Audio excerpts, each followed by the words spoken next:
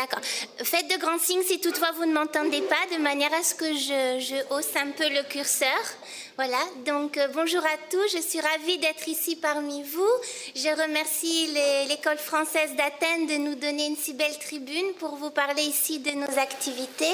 Et je remercie devant témoin à nouveau Monsieur Jean-Yves Empereur de m'avoir proposé le poste il y a maintenant un an, ce poste donc de responsable du service de numérisation du CEALEX. Je remercie aussi bien sûr toute l'équipe grâce à qui je suis là aujourd'hui.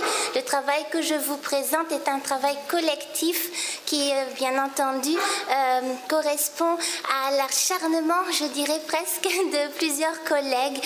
Daniel est ici présente et puis aussi nos collaborateurs comme Monsieur Arnaud Ramière de Fortanier avec qui donc nous allons passer avec vous donc cette début de matinée. Alors, la presse francophone, bien entendu, comme on vous l'a expliqué, a déjà 10 ans de vie. Le projet donc est né dans l'esprit de plusieurs personnes ici présentes et c'est venu s'intégrer donc logiquement dans les activités du service de numérisation. Il faut savoir que ce service avait été créé 3 ans auparavant, en 2001. Il répartit en fait son travail sur différents projets. Rapidement, je vous les cite pour que vous compreniez un petit peu pourquoi aussi nous avons cette progression, c'est-à-dire qu'on a plusieurs projets en parallèle à assurer. La numérisation tout d'abord des données archéologiques propres au Centre d'études Alexandrine, le fonds photographique particulièrement. Si vous avez des questions à ce sujet, vous avez ici la responsable en chair et en os, Marie-Dominique. Ensuite, vous avez, nous travaillons sur les cartes anciennes d'Alexandrie, en rapport bien entendu très étroit avec le service de topographie du centre. Nous travaillons aussi sur les livres anciens, études rares concernant Alexandrie. On est un petit peu monomaniaque sur Alexandrie, je dois bien l'avouer, mais on a déjà fort à faire à propos de cette belle ville. Bien sûr, les cartes postales anciennes également sur Alexandrie et les environs, qui sont souvent en fait la collection personnelle de Jean-Yves Empereur, mais qui permettent aussi d'apporter beaucoup d'informations. Et les expéditions scientifiques du 19e siècle, qui là également sont entre les mains au final de Daniel, puisque c'est elle qui permet la création des DVD que vous avez déjà croisés, je suppose, concernant ces grands ouvrages, voilà, qui ont un traitement particulier, bien entendu. Ensuite, un petit peu nouveau, nous nous attachons désormais à conserver, à collecter, dès que l'on peut le faire, qu'on a les moyens de faire, tout ce qui s'attache à des archives privées ou officielles que nous pouvons donc trouver grâce à notre fin limier qui appartient à notre équipe, dont je vais vous parler, et qui est le roi du souk el-Goma, c'est-à-dire les puces, à peu près l'équivalent des puces à Alexandrie. Voilà. Et puis la presse francophone d'Égypte. Alors bientôt peut-être PAM, presse allophone d'Égypte, je suppose. Histoire qu'on ne s'ennuie pas, hein, parce que bien entendu, il faut prévoir les activités dans les années à venir.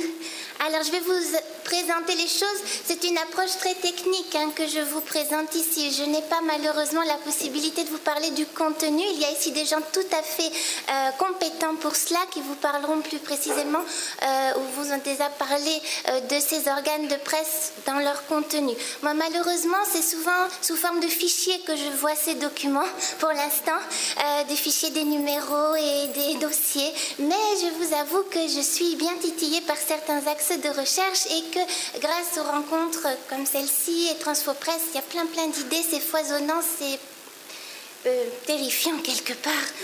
En tout cas, il y a fort à faire. Alors des nouvelles maintenant, des nouvelles, puisqu'on est là pour ça. Donc la presse francophone, certains d'entre vous connaissent déjà ce qu'on a proposé jusqu'à présent via le site internet ou bien le DVD que nous produisions jusqu'à l'année dernière.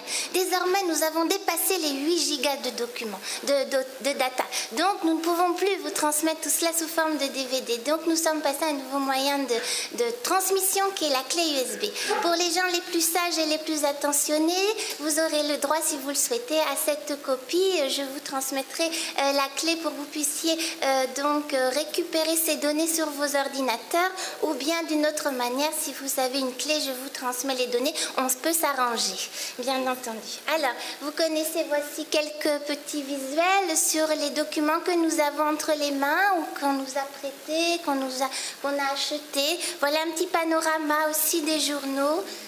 Donc vous voyez des quotidiens, des journaux, des revues qui traitent de tout sujet. Hein. Vraiment, quand on parle de typologie, on rentre à peu près dans toutes les cases qui ont été évoquées dans les rencontres Transfo Presse ou bien dans d'autres discussions. Voilà. Alors le service, c'est ça en ce moment à peu près aussi. C'est-à-dire que, comment dirais-je, nous avons découvert une pépite parmi les personnes. L'équipe est composée de gens tout à fait remarquables, je dois bien avouer, j'ai une chance extrême. Et soutenue bien entendu par Jean-Yves qui est toujours très curieux et très voilà, donc, il y a un dynamisme très fort. Il y a un dynamisme très fort au sein de l'équipe et bien entendu soutenu par le directeur, c'est toujours plus motivant encore.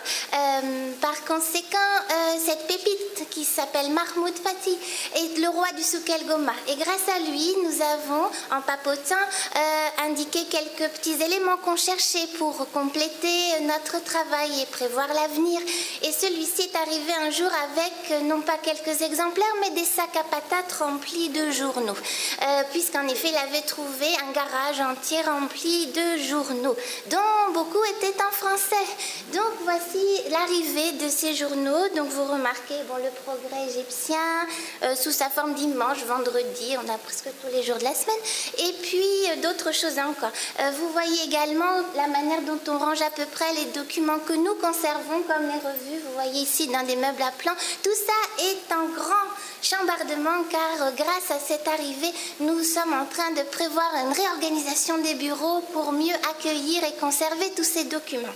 C'est bien beau d'acquérir, mais encore faut-il être capable de conserver correctement, sinon on est à l'opposé de ce que nous recherchons. Les objectifs majeurs du service étant la conservation matérielle, la conservation sous le format numérique, bien entendu, et la diffusion, ce qui va intéresser certaines personnes ici présentes.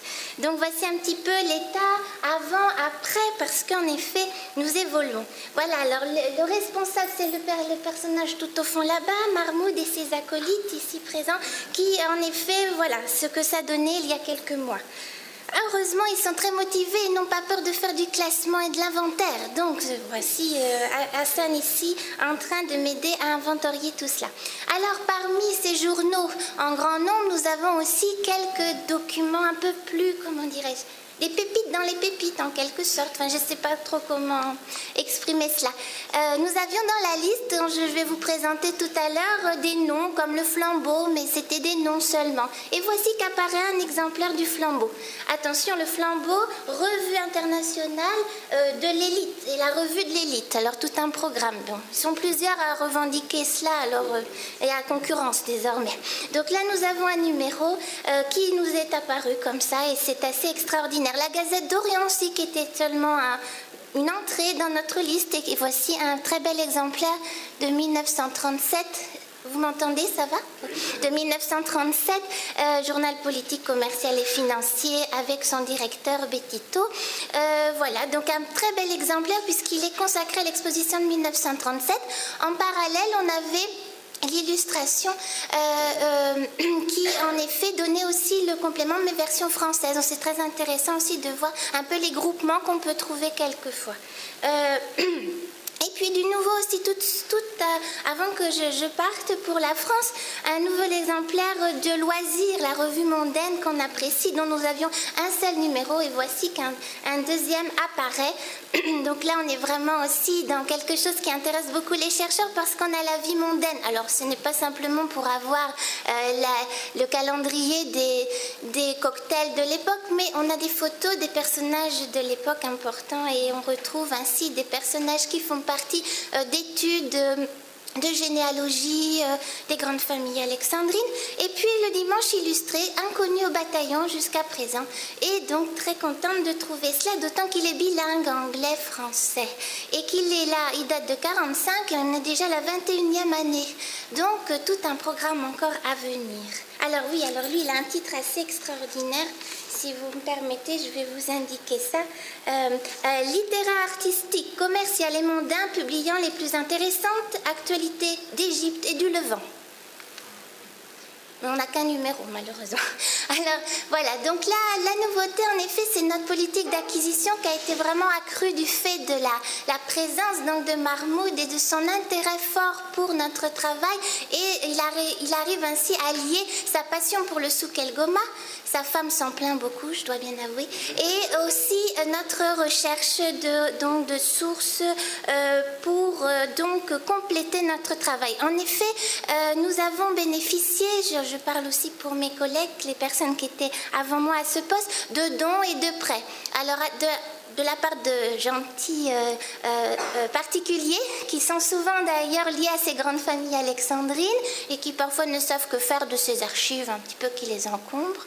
Et puis aussi d'institutions, donc par exemple dans notre approche, dont je parlerai un petit peu plus tard par rapport aux villes du Canal, nous avons découvert également un petit trésor à l'Institut d'archéologie orientale du Caire à l'IFAO qui conservait, sans trop le savoir, plusieurs exemplaires du Bosphore égyptien, du journal égyptien également, que vous voyez ici dans les paquets. On a plusieurs années et des années de travail, puisqu'on a des années complètes. On a 4 années complètes et de demi-années entre 1883 et 1893, de mémoire.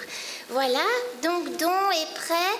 Notre technique, pour ceux qui ne connaissent pas, mais beaucoup je crois ont déjà visité nos locaux, nous avons la chance de bénéficier d'un système tout à fait efficace et sans dommage pour les documents les plus anciens, de plus grand format et souvent les éléments reliés ou un peu fragilisés, avec un magicien de flash qui est donc Suleiman ici présent. Et nous avons donc cet appareil donc photographique doté d'un dos numérique directement relié à un ordinateur qui permet donc de flasher, comme on dit, donc les pages une à une ou par deux, selon donc une technique qui permet vraiment de causer aucun dommage aux documents. Ensuite, tout ça bien sûr est traité par ordinateur. La nouveauté, c'est que nous avons pu acquérir un nouvel appareil photo, celui-ci complètement numérique, un Nikon D800 pour les spécialistes, et qui, sous le même protocole, disons, permet de traiter des documents également de cette nature.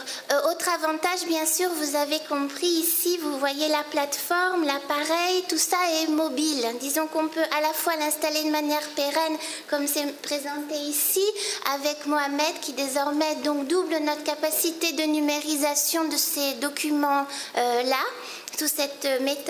Avec cette méthode-là, et au cas où, par exemple, je donne ça comme exemple, la bibliothèque municipale nous permettait d'accéder à ces collections qui nous permettraient dans ce cas-là de ne plus envoyer Mahmoud au souk.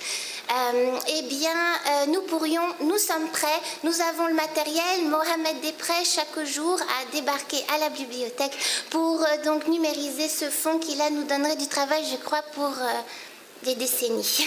Mais nous aurions là vraiment une chance extraordinaire. Croisons les doigts, la patience est d'or en Égypte, Sabr Gamil, et donc peut-être que bientôt, on ne sait jamais, Inch'Allah.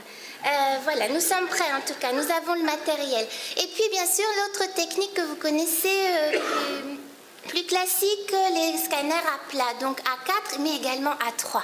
Grâce à un peu de financement dernièrement, nous avons pu acquérir un scanner à 3 qui est tout à fait remarquable, nous permet d'aller beaucoup plus vite, donne des choses de très grande qualité pour le plus grand bonheur des opérateurs. Ensuite, rapidement sur la technique, tout ça est traité donc selon 2 logiciels, Acrobat ou Omnipage, en fonction des documents, de manière à vous donner des documents qui sont mis au format, qui sont nettoyés, ossérisés pour vous permettre de rechercher directement dans les documents. Pour améliorer la capacité du logiciel d'ossérisation, il y a donc cette étape de nettoyage pour qu'en effet, si un C ou un E a été mal imprimé, eh bien, le logiciel puisse reconnaître de la manière la plus optimale possible. Encore une fois, cela ne peut pas remplacer la lecture approfondie par le chercheur du document, bien entendu. C'est juste une aide, puisque l'ossérisation ne fonctionne pas forcément dès que vous avez des lettrines ou des éléments en gothique ou bien des choses en arabe, par exemple. Ça ne fonctionnera pas encore. Voilà. Donc voici un petit peu les personnes qui travaillent. Donc numérisation, nettoyage, ossérisation, mise au format et développement des signés sur les documents PDF en dernier lieu, avec vérification de l'état du document avant de pouvoir vous les proposer en ligne ou bien sous la forme donc, du document qui se trouve sur la clé USB maintenant. Voilà, autre nouveauté dans le service, très rapidement, j'ai peur du temps vraiment. Voilà, on achète, on est content, on voit arriver tout ça, mais qu'est-ce qu'on fait de tout cela? D'autant que les sources dont nous bénéficions nous permettent de découvrir des choses tout à fait remarquables, parfois vraiment rarissimes, mais dans un état de conservation qui n'est pas toujours idéal. Hein, moisissures, éléments déchirés, ou bien, bon, je vous en passe des petits sous, enfin les petites bêtes qui ont fait leur vie dans tout cela. Alors, nous bénéficions désormais des compétences et de la gentillesse de Natacha Serfé, qui est donc diplômée de l'Institut technologique d'ici, d'Athènes, qui a fait ses études donc, au département de conservation des antiquités et des objets d'art de cet institut, et qui donc nous permet à la fois donc de prévoir comment conserver, avoir une vraie politique de conservation des documents. Donc vous voyez l'achat, grâce à elle, la conception et l'achat de ces boîtes de conservation. Alors c'est un intermédiaire, puisqu'on n'a pas forcément les moyens. Certains d'entre vous ont peut-être vu un petit peu à quoi ressemblent les boîtes que l'on doit acheter normalement en carton non acide avec des éléments plastiques, etc. qui sont neutres. Tout ça est très cher, très coûteux. Donc nous avons trouvé grâce à Natacha la possibilité de faire des objets comme ceci, des boîtes qui sont une sorte d'intermédiaire qui ne sont pas néfastes pour les journaux. Là, c'est essentiellement les journaux, bien sûr, que l'on conserve ainsi et qui permettent quand même de les conserver dans de bonnes conditions à moindre frais. Bien sûr, elle intervient aussi sur les documents. Ici, le premier numéro de Images, dont on vous parlera plus tard, qui donc a fait le bonheur d'une personne ici présente dernièrement. Nous avons pu acheter les 100 premiers numéros. C'est toujours très très intéressant d'avoir les tout premiers numéros de ces revues, de ces journaux. Mais vous voyez, tout ça a été relié. Donc Natacha a gentiment détaché tous les fascicules de manière à ce qu'on puisse les numériser de la meilleure manière possible. Et surtout est intervenue pour qu'on évite les catastrophes en fonction donc de l'état du document. Donc voici la première page, d'autres pages. Et puis, bien entendu, notre autre objectif, j'essaye d'aller un petit peu plus vite, c'est la conservation, donc je vous l'ai dit, et la documentation avant même donc la diffusion de ces documents. La diffusion, elle se fait selon deux voies, hein, à la fois le site internet et puis donc cette clé que je vous transmettrai si vous le souhaitez. Actuellement, c'est vrai qu'on travaille surtout à partir d'une liste qui a été établie d'après les études de Monsieur Luthi, qu'il faut remercier vraiment ici, hein, parce qu'il est quand même un personnage très important pour notre travail et notre référence régulière, je voudrais dire. La liste que vous pouvez trouver sur le site internet, vous voyez ici la nouvelle configuration, mais Daniel vous en parlera plus précisément. Au-delà des exemplaires numérisés, vous trouvez des informations sur le projet, la manière dont les choses se passent, et puis également la liste des journaux. Cette liste est en constante évolution. Ici, vous trouverez donc désormais une nouvelle version qui est encore une fois in progress. Hein, vraiment, il faut que je retravaille tout ça. Et mon travail, en effet, est de documenter le plus possible cette liste. Excusez-moi.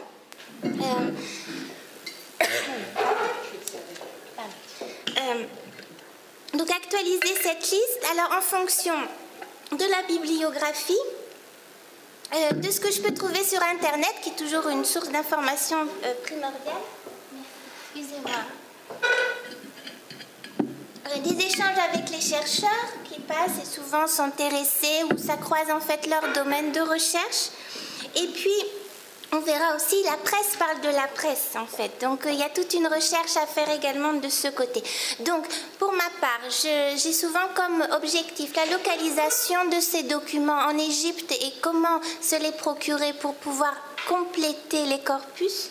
Et puis maintenant, vraiment documenter d'une manière systématique toutes les informations que nous avons sur tous les titres qui sont déjà répertoriés. Et vous voyez, compléter parfois cette liste avec le Dimanche illustré qui vient d'apparaître. Je n'avais pas dans cette liste avant. Encore une fois, elle est incomplète, elle est vraiment à retravailler et je compte beaucoup sur vous et quelques échanges pour pouvoir la compléter le plus rapidement possible.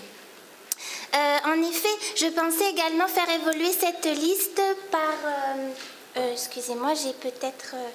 voilà, la liste en fait propose avant tout une présentation chronologique. Je vous très rapidement quelques illustrations correspondant à cette répartition chronologique. Donc sous l'occupation française, de Mohamed Ali à l'occupation anglaise, de 1882 à la Première Guerre mondiale, l'entre-deux-guerres et toutes ces belles revues, et puis depuis 1945. Alors voilà, ce qui est intéressant aussi, c'est d'aller quelquefois essayer de faire quelques plongées dans les contenus. Ici, vous avez deux exemples, très rapidement. L'un tiré de la revue des conférences et l'autre du très beau volume du cinquantenaire de la Réforme, où vous avez des informations, enfin des commentaires, des articles, des conférences concernant la presse à l'époque. Donc c'est intéressant aussi de mêler toutes ces sources d'informations. Voilà, donc j'essaye de documenter le plus possible cette liste, de l'actualiser, donner aussi la possibilité ensuite de faire des regroupements thématiques, c'est-à-dire approfondir les recherches sur les fondateurs de ces revues, de ces journaux, les imprimeurs, les éditeurs, les journalistes, comme on en parlait hier, les éditorialistes, les lieux de publication, la longévité de ces organes de presse, les correspondants ou non à l'étranger, les abonnements, comment est-ce qu'on se procurait ces documents. Donc tout ça est en cours et permettra, j'espère, une meilleure appréhension de l'ensemble des documents que nous avons ou que nous espérons avoir, de sorte que soit vous pouvez obtenir grâce à nous, si j'ose dire, le document lui-même ou bien avoir le maximum d'informations sur un titre, même si nous n'avons aucun exemplaire à vous proposer. Voilà. C'est une contribution assez modeste, hein, bien entendu. On aimerait parfois travailler plus en profondeur sur le contenu, mais malheureusement, le temps manque pour cela. Alors, diffusion, grâce au site internet, je me dépêche, et grâce à cette nouvelle forme, donc vous connaissez, je pense, la plupart d'entre vous ont eu les DVD auparavant. C'est juste une capture d'écran. Voici la nouvelle présentation et la nouvelle présentatrice. Il y avait déjà une présentatrice en mars dernier, j'avoue. Bref, alors quoi qu'il en soit, vous cliquez, je ne sais pas si ça fonctionne, vous savez comment ça fonctionne. Vous avez ici l'ensemble des documents numérisés à ce jour, 1072 documents correspondant à 57 titres et à peu près 40 000 pages, donc ossérisées, etc. Comme je vous disais tout à l'heure. Comment ça se présente? Bon, c'est pas grave. Vous voyez ici la liste donc, qui continue hein, des titres. Vous cliquez sur chacun des titres, vous avez l'ensemble des fichiers avec le nom, etc. Et vous pouvez rechercher dans la collection, dans le document, et vous pouvez aussi, en cliquant sur la petite savonnette maintenant, vous pouvez donc cliquer et rechercher dans l'ensemble des documents l'attestation par exemple de Canal de Suez ou de femmes ou féministes ou bien d'autres choses encore. Voilà. Rapidement,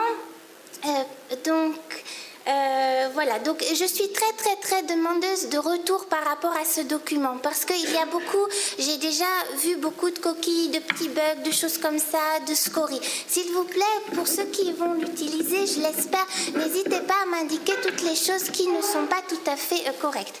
Donc, C'est fini.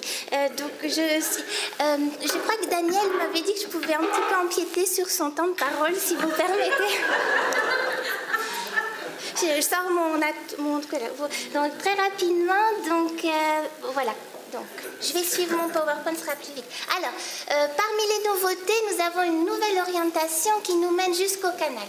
Grâce à l'appui donc de l'association du souvenir de Ferdinand de Lesseps et du canal de Suez, représentée ici par M. Arnaud Ramière de Fortanier, nous avons donc orienté à un moment donné nos efforts sur la presse du canal. On avait établi déjà une liste de ces documents et tout ça nous a mené à une présentation à Ismaïlia dans le cadre de la première pierre, la pose de la première pierre du musée, futur musée du canal à Ismaïlia. Il vous en parlera plus avant. Voici la présentation qui avait été faite avec trois documents très différents qui sont donc le Bosphore égyptien que vous connaissez déjà et deux documents que nous n'avions pas et que nous avons donc pu obtenir grâce à l'association, la revue du personnel qui s'appelle Le Canal et puis le bulletin de la Société d'études historiques et géographiques de l'Isthme de Suez.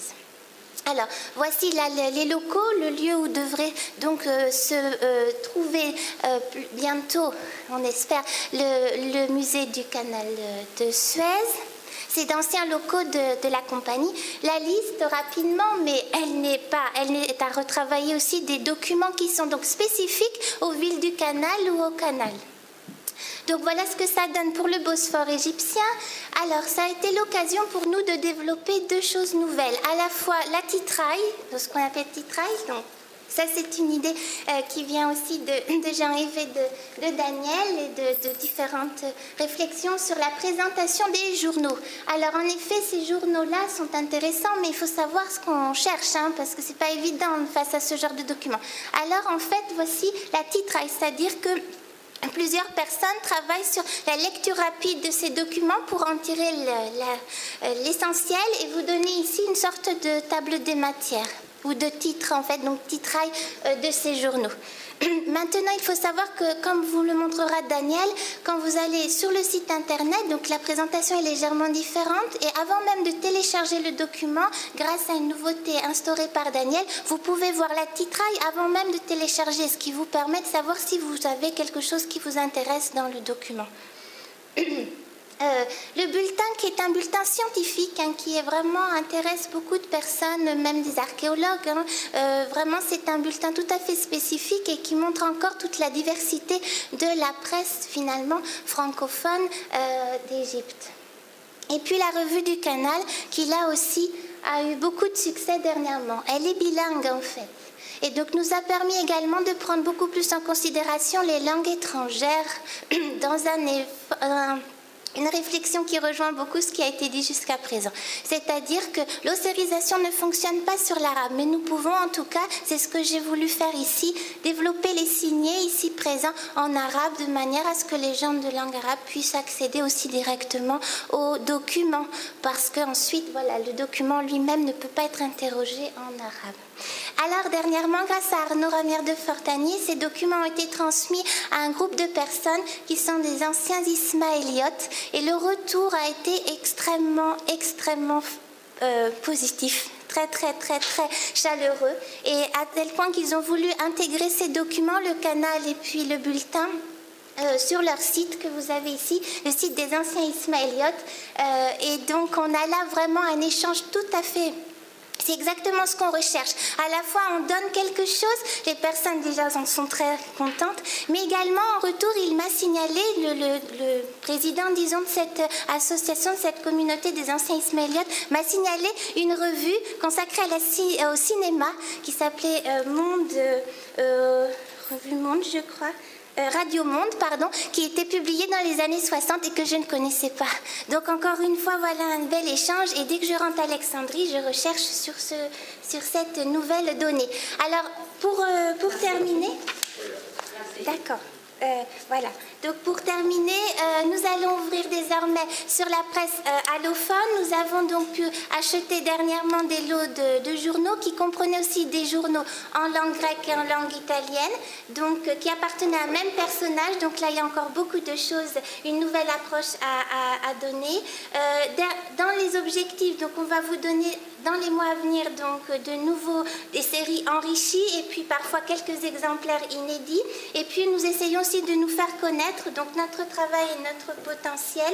Alors par le biais d'expositions à Alexandrie notamment, également par la fréquentation du site, nous avons battu des records, nous avons régulièrement ces indications qui nous sont données. Merci beaucoup à vous, je pense, parce que vous êtes responsable de ce, je suppose, pour beaucoup de ce record de la semaine dernière. Et puis, l'intégration, donc bien sûr, à des groupes de recherche comme le groupe Transfo Presse, la publication d'un nouveau volume des études alexandrines consacrées à la presse d'Égypte, et puis des réunions comme celle-ci qui, bien sûr, sont tout aussi, comment dirais-je, enrichissantes que motivantes pour notre travail et nous permettent d'imaginer une approche beaucoup plus collaborative, en fait, face à cette énorme entreprise. Je vous remercie beaucoup de votre attention de la part de toute l'équipe du service.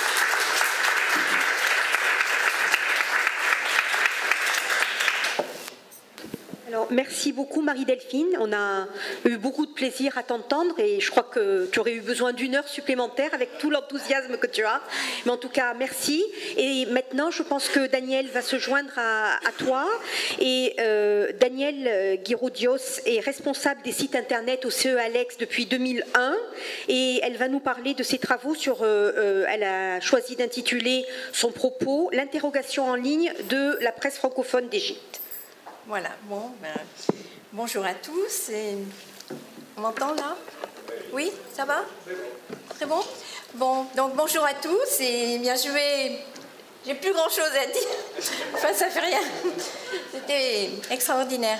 Donc, je vais vous montrer un petit peu rapidement comment est-ce qu'on peut justement, à partir d'Internet, atteindre tous ces beaux exemplaires qui ont été préparés par cette équipe si dynamique.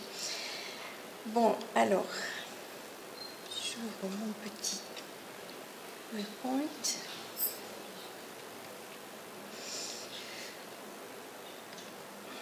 Voilà. Donc, on va voir comment on peut interroger en ligne la presse francophone de façon à arriver très rapidement. Le but, c'est d'arriver très rapidement aux exemplaires. Alors, d'abord un petit clin d'œil à nos visiteurs, hein, pour voir que... Vous voyez l'image ou pas? Bien. Donc, sur le côté, vous avez la liste dans l'ordre des fréquentations. Mais donc, on voit des gens qui viennent très régulièrement aux États-Unis, au Canada.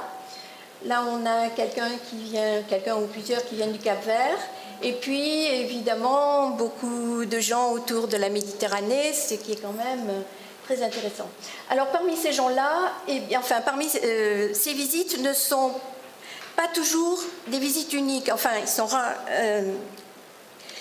On a à peu près 16% des visiteurs qui restent plus d'une heure sur le site. Bon, évidemment, il y a, comme sur tous les sites, des visiteurs qui passent et qui voient une page et s'en vont. Mais il y en a quand même un pourcentage intéressant qui reste longuement sur le site. Et 20% des visiteurs reviennent et, à ce moment-là, reviennent pour chercher des documents et les télécharger. Donc, ça nous encourage dans ce que nous faisons. Bon, alors donc, les documents à télécharger sont au format PDF, comme vous a expliqué Marie-Delphine. Et la reconnaissance optique des caractères va permettre une recherche en texte intégral. Et on va avoir accès aux articles dans le document à partir de signés. Alors évidemment, l'esprit du CE Alex, c'est toujours le même. On met sur Internet tout ce que l'on a fait. C'est à la disposition des gens, c'est à la disposition des chercheurs. L'idée est toujours celle-là. Alors, comment est-ce qu'on fait l'interrogation? Eh bien, comme partout, à partir d'un formulaire de recherche. Alors, la recherche peut se faire sur le titre, sur l'année de publication ou sur une chaîne de caractères. Bon, alors, sur le titre, il suffit de donner quelques éléments du titre et à ce moment-là, on aura toute la liste de tous les titres qui existent. enfin de tous les titres qui contiennent cette chaîne de caractères. L'année de publication, ça permet de voir tous les documents qui ont été édités la même année. Donc ça permet de voir comment ont été reçus les différents événements suivant les journaux. Ça nous permet une étude intéressante. Et ensuite, chaîne de caractères, eh bien, on peut faire une recherche en texte intégral dans l'ensemble des documents. Alors, malgré tout le soin qui est apporté, bien évidemment, on ne peut pas avoir une numérisation, enfin une ossérisation à 100%, ça n'existe nulle part. Alors donc c'est pour ça qu'on s'est lancé dans une nouvelle entreprise qui consiste à travailler sur ce qu'on appelle la titraille. Bon, la titraille, j'avais assisté à une réunion donc à la BNF internationale où il y avait les grands journaux qui parlaient de leur publication et ils avaient beaucoup insisté justement sur la titraille, conscients du fait qu'il est impossible d'avoir, et puis c'est un peu vain aussi de vouloir chercher un mot dans une multitude de documents, même une série de mots. Donc, on est parti là-dessus. Donc, on a commencé à faire ce travail sur le Bosphore. Vous allez le voir. Bien. Alors, si la requête porte sur le titre, on verra tous les numéros disponibles de ce titre. Ils sont affichés par ordre chronologique pour le titre donné. Ensuite, si la requête porte sur l'année de publication, eh bien, on pourra accéder à tous les numéros qui ont été publiés cette année-là. Et on peut aussi faire porter la requête sur une chaîne de caractères. Et à ce moment-là, la requête peut se faire dans l'ensemble de tous les documents. Bien. Alors maintenant, ce que je vais faire, c'est que plutôt que de parler comme ça, on va aller directement sur la base. Et on va voir comment ça se présente. Alors, tout à l'heure, Marie-Delphine vous parlait de la liste. Donc, cette liste des journaux qui sont imprimés en Égypte, mais dont nous n'avons pas forcément des exemplaires. Donc, cette liste, vous la trouverez à partir de ce menu. Il est en plein écran. Il n'est pas en plein écran? Voilà. Si, c'est en plein écran.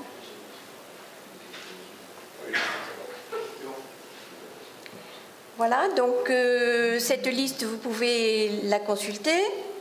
Bon, notre but ici, c'est surtout de voir comment on peut faire une recherche sur les exemplaires numérisés.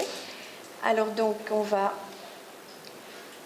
aller sur les exemplaires. Alors d'abord, pour la recherche sur le titre, on a la possibilité d'afficher tous les titres et chacun des titres a été documenté. Donc pour chacun des titres, vous avez une fiche explicative qui vous permet de voir, disons, quelle est la nature de ce journal. Et à partir de là, sans faire rien d'autre, vous pouvez voir tous les exemplaires de ce titre donné.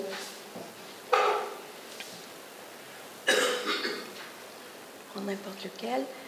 Alors, je vais prendre volontairement le Bosphore égyptien, puisque celui-là, voilà, nous avons là travaillé sur la titraille. Donc, lorsque vous demandez des exemplaires du Bosphore égyptien, vous avez non seulement la liste des numéros qui ont déjà été, enfin, qui sont disponibles, mais pour chacun d'entre eux, vous avez le sommaire avec l'indication de la page sur laquelle se trouve l'article que vous cherchez.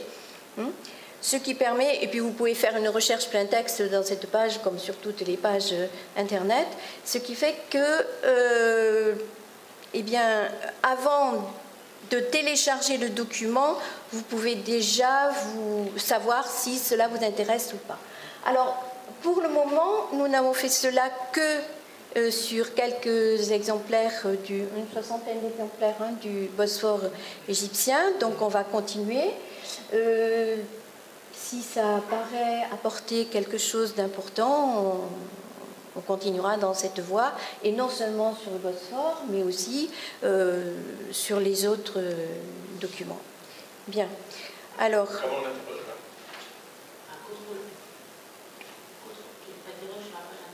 Sur la page internet, tu fais recherche dans la page, puis c'est tout. Oui, mais là, par exemple, on a vu mort de Gambetta. Comment est-ce que tu peux interroger sur Gambetta? Qu'est-ce que tu veux dire? Je fais CTRL F, Daniel. Je fais CTRL sur un PC?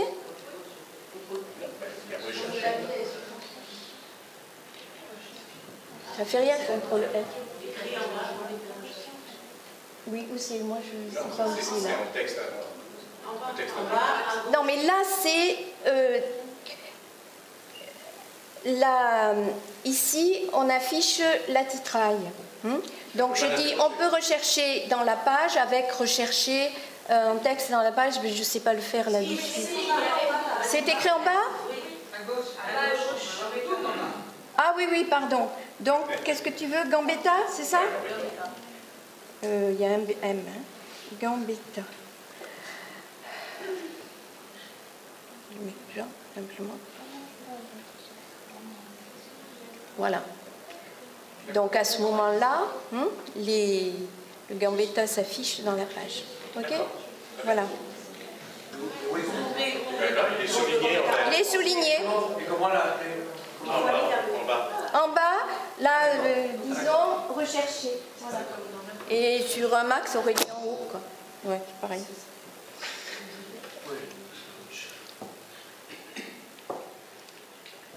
Voilà. C'est bon? Oui. Alors, évidemment, après, si je veux télécharger un document, je n'ai qu'à appuyer sur le petit symbole, une fois qu'on est sûr de ce que l'on cherche. Bon, c'est évidemment le cas le plus abouti.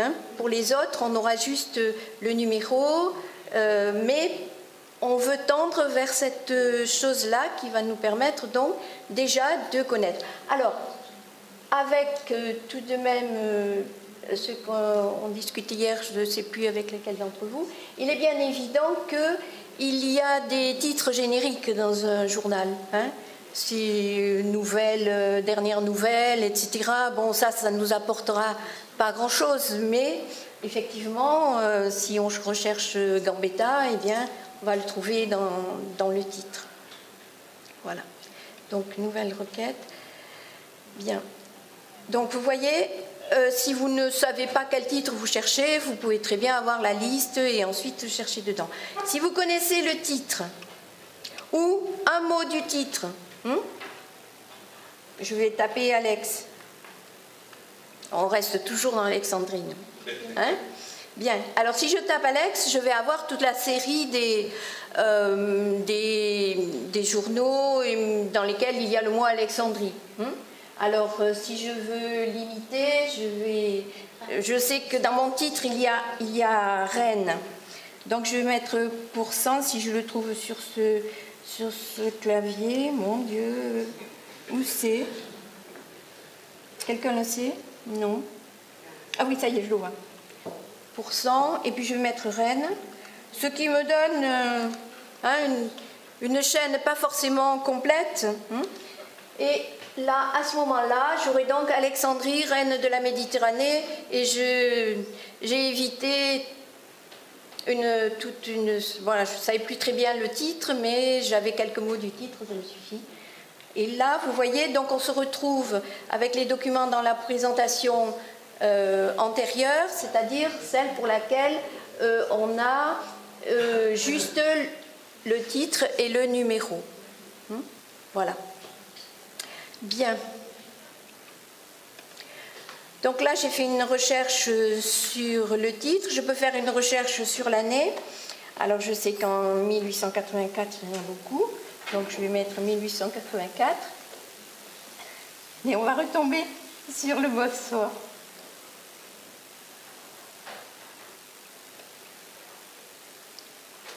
Donc, je recherche. Et là, je retrouve donc tous les exemplaires, tous titres confondus, les exemplaires qui correspondent à l'année 1884. Voilà. Bon, il y a beaucoup d'exemplaires, mais du même titre. Pour d'autres années, on a des exemplaires de titres complètement différents. Donc, toujours la même chose. Vous avez tout de suite accès au téléchargement des numéros. Hein. Chaque fois qu'il y a ce petit symbole, c'est que le symbole acrobate. Voilà. Ensuite, vous pouvez faire une recherche en texte intégral. Alors, je ne vais pas faire la bataille des Dardanelles parce que je ne suis pas sûre qu'on ait beaucoup de documents. Hein. Et c'est ça en ligne déjà? Tu es sûr?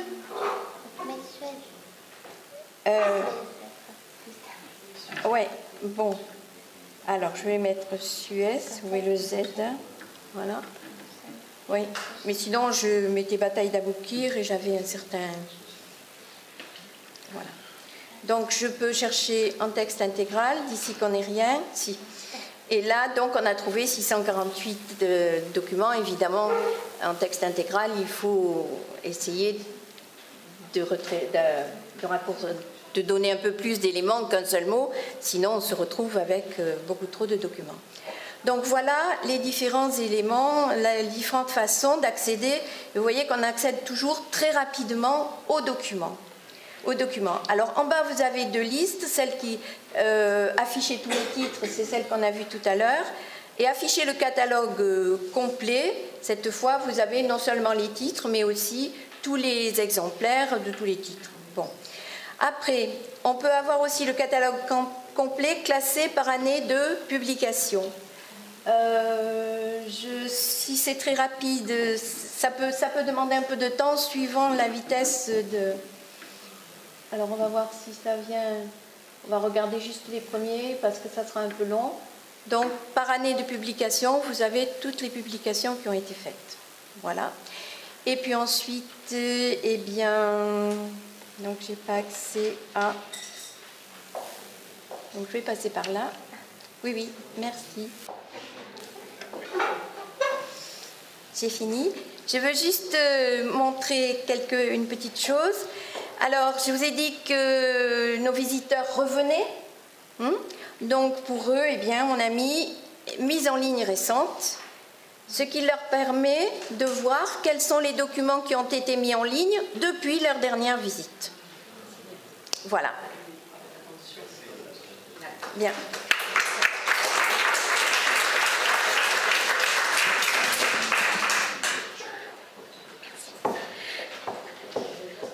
Merci. Et maintenant, c'est le tour de Monsieur Arnaud Ramière de Fortanier, qui est inspecteur général des archives de France, et il est également président de l'association du souvenir de Ferdinand de Lesseps et du canal de Suez. Alors, Arnaud va nous parler de la presse francophone des villes du canal, toujours en collaboration avec Marie-Delphine.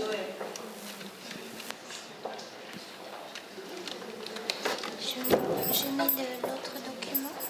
Vous avez aussi l'autre document d'abord, celui des archives. Je vous laisse parler peut-être d'abord de la presse du canal, on verra. Alors, je vous mets celui-là, le Vésiné.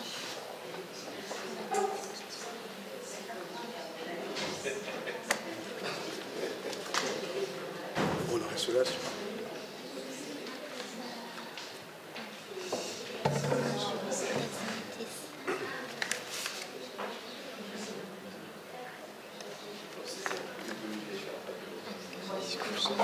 Alors, pendant que la technique se met en place, je voulais vous rappeler le contexte général.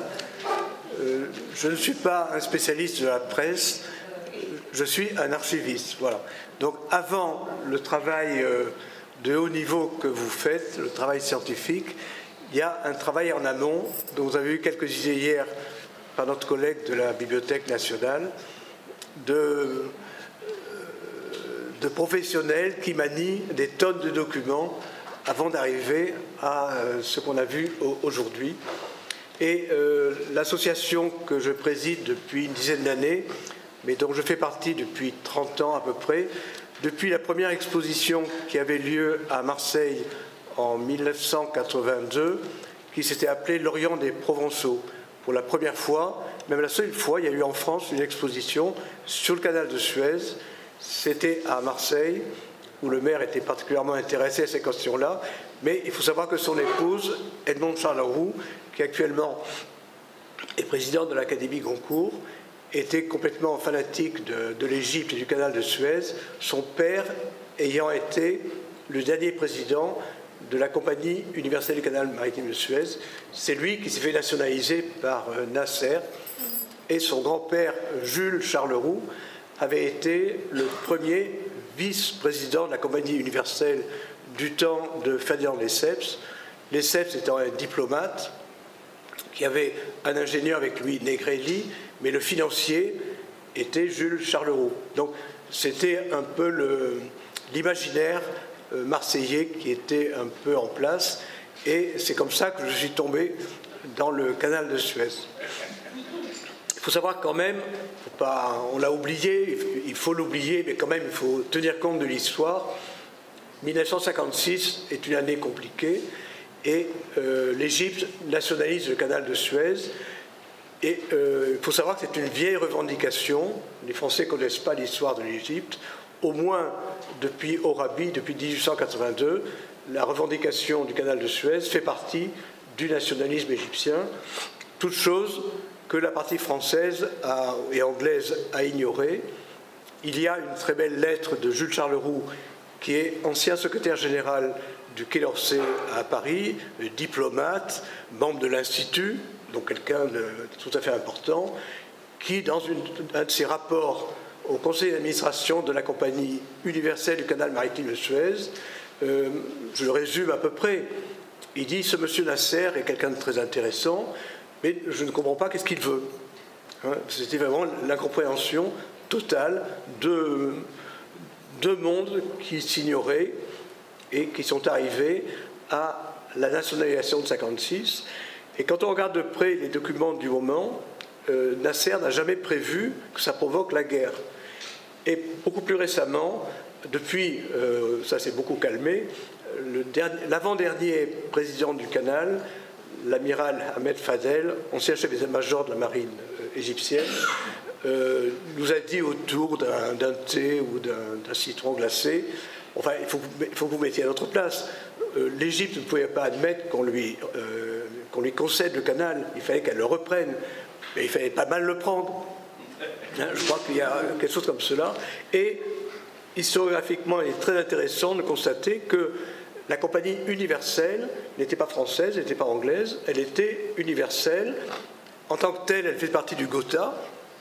En tant que telle, elle était représentée auprès du gouvernement égyptien, auprès des Khedives, et elle avait préséance même sur les ambassadeurs des autres nations. C'était un peu un État dans l'État, et manifestement, ça ne pouvait pas durer. Mais la nationalisation ayant été faite, l'Angleterre, la France et Israël ont fait la guerre, mais la compagnie n'a pas été concernée du tout, et l'Égypte a demandé si les termes du firmament de 1856 pouvaient être appliqués, c'est-à-dire un arbitrage international pour indemniser les actionnaires.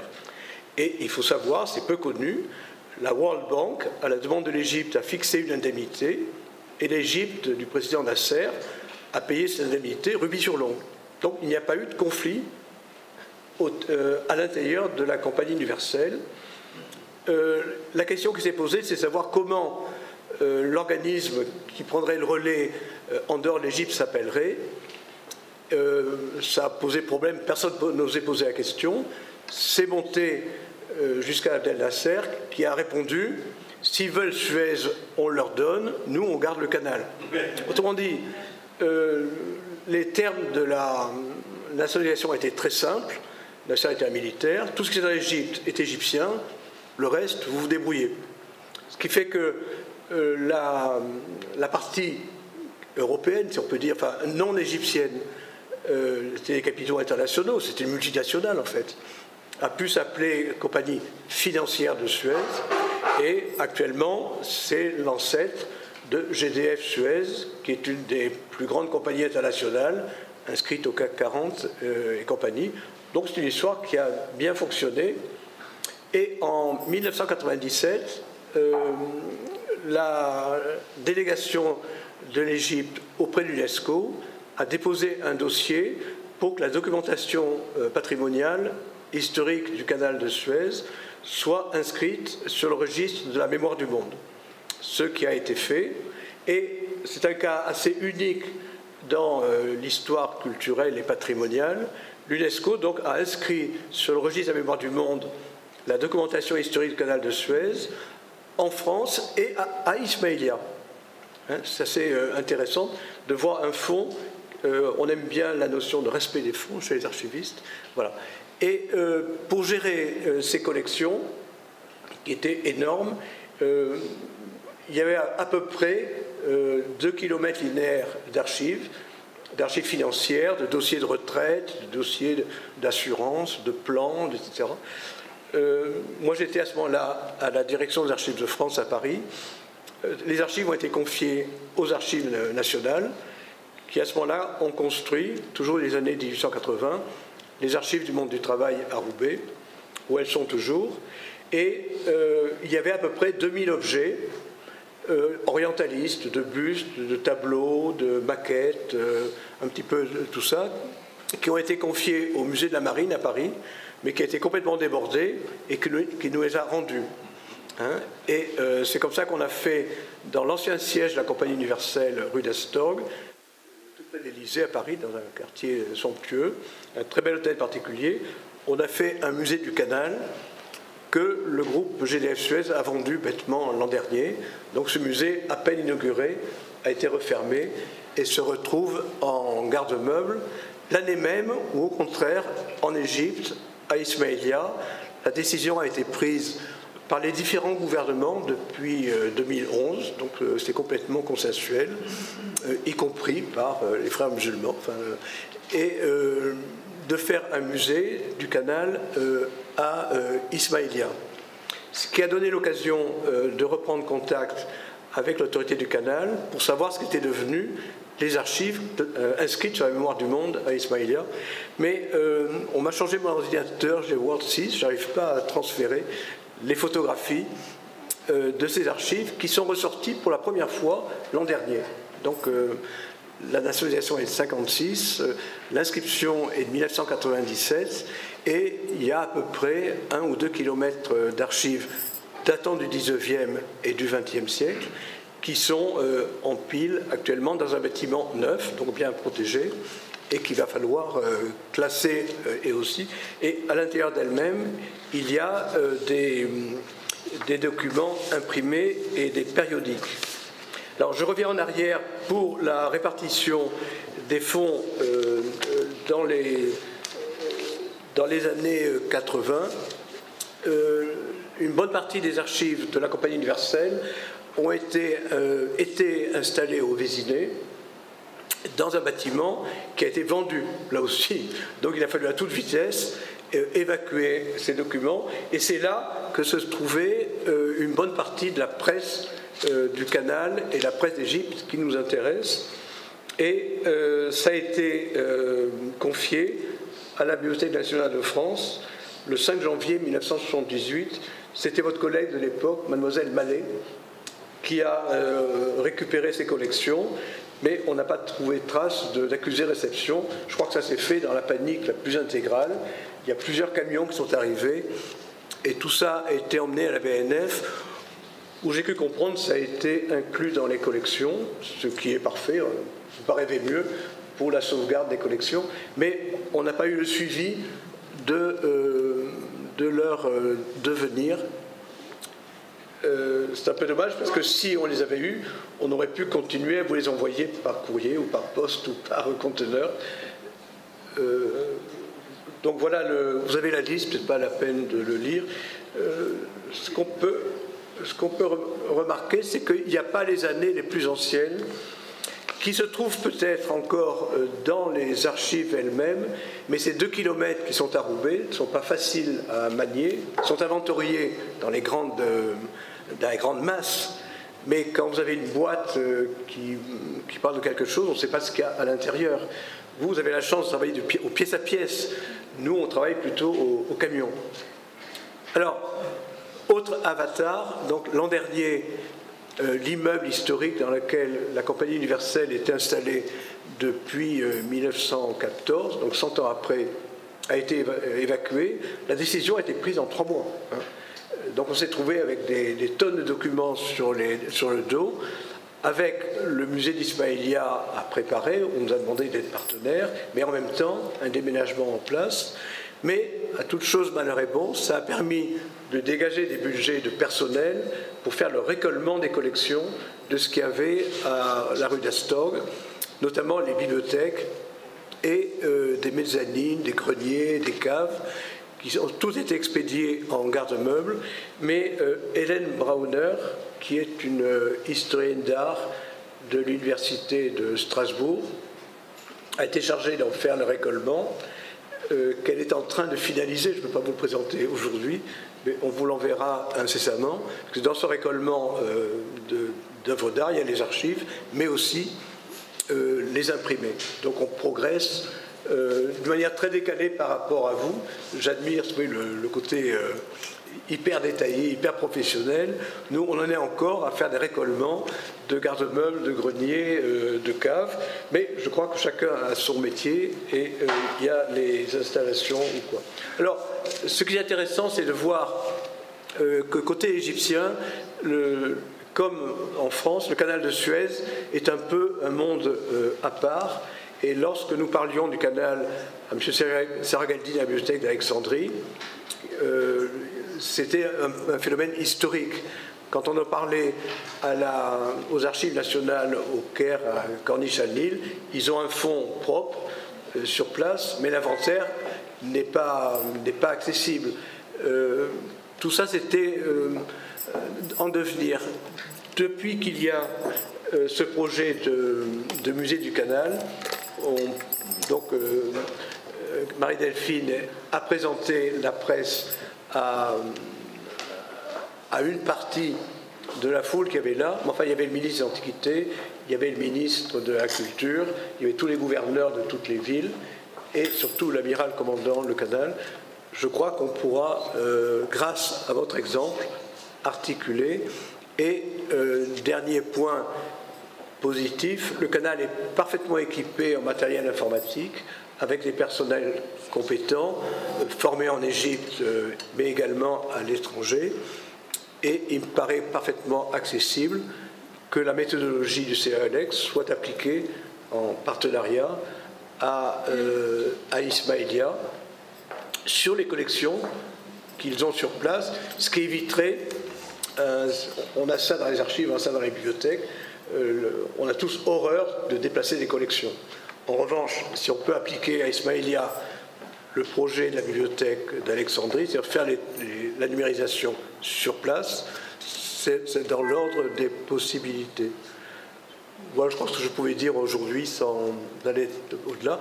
En fait, vous avez compris que tout le travail est fait par le CEALEX, entre autres par l'équipe de Marie-Delphine, que je félicite largement, et on espère que ça continuera.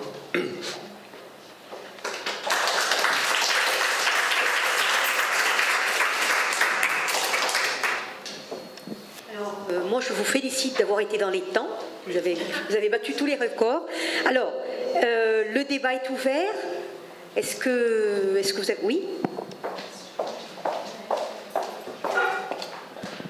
Oui, d'abord, je voulais redire toute l'admiration qu'on porte à la Bibliothèque nationale pour le travail qui a été fait en termes de numérisation de la presse francophone par le CEALEX. C'est vraiment quelque chose de précieux et qui est assez exemplaire en termes de réalisation de projets.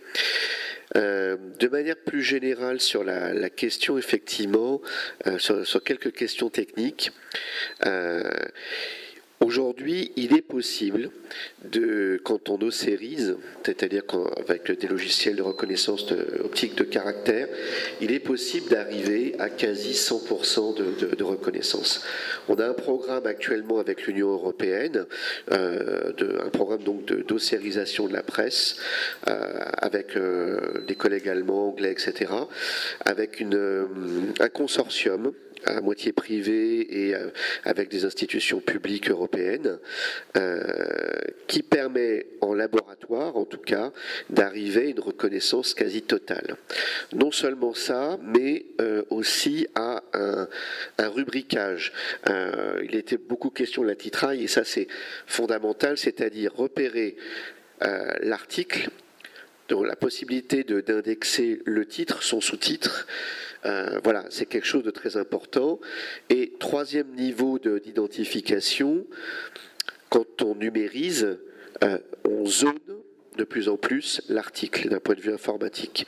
Ce qui permettra, dans quelques années, vous faites une recherche sur un moteur de recherche, le titre sera indexé, vous allez arriver directement sur l'article. On n'en est pas encore là, mais on s'y dirige. Donc le travail, en plus, et là je reviens sur ce qui a été fait par le CE Alex, c'est très précieux parce que quand techniquement on en sera à cette possibilité-là, comme vous aurez déjà fait le repérage de la titraille, cette étape est déjà réalisée. Donc ça permettra d'y accéder assez rapidement. Alors, et je terminerai là-dessus, sur à quoi ça sert d'avoir effectivement un OCR le plus important possible, à partir du moment où on pourra repérer par le titre. Bon.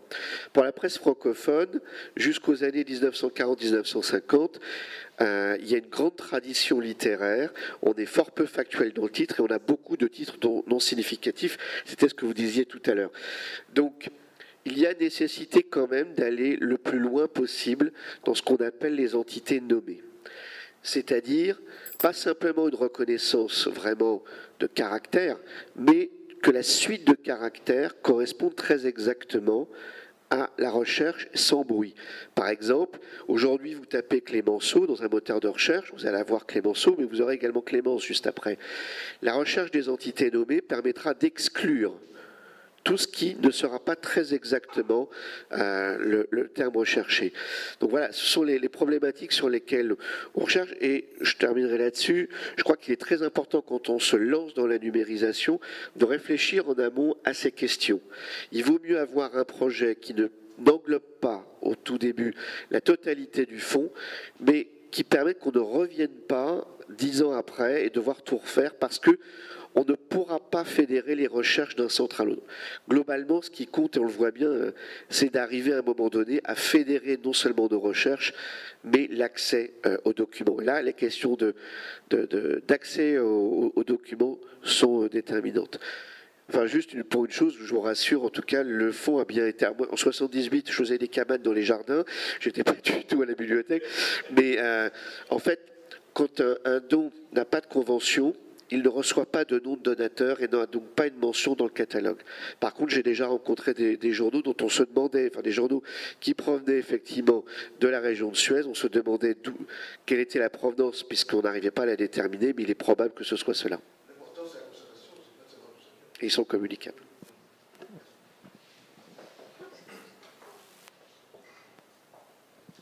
Moi, c'est une question à Marie-Delphine. Alors, je suis professionnelle, mais du coup, en entendant ce que tu disais sur justement la titraille, etc., est-ce que si nous, on a fait ce travail sur certaines revues, on peut te les envoyer? Parce que moi, je l'ai fait pour ma thèse sur la femme nouvelle, donc j'ai fait cette titraille, ça m'a pris du temps, autant que ça profite à d'autres. On peut te les envoyer et... D'accord. Ok. Non. Et un effort aussi. Hein. J'adore cette réunion. Moi, j'avais une question aux journaux francophones, à la presse francophone du canal des Suez, et je me demandais pourquoi sur cette base, sur les sites, on ne pourrait pas inclure aussi la presse italophone du canal. Oui. Mais voilà. Alors moi, je vais reprendre mon micro, si vous permettez, parce que pour respecter, vous savez qu'en Égypte, on est très méticuleux de temps. Alors, je vais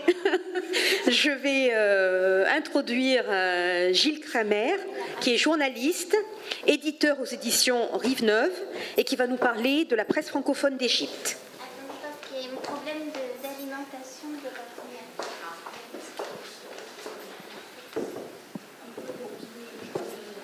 Alors, je ne sais pas, je parle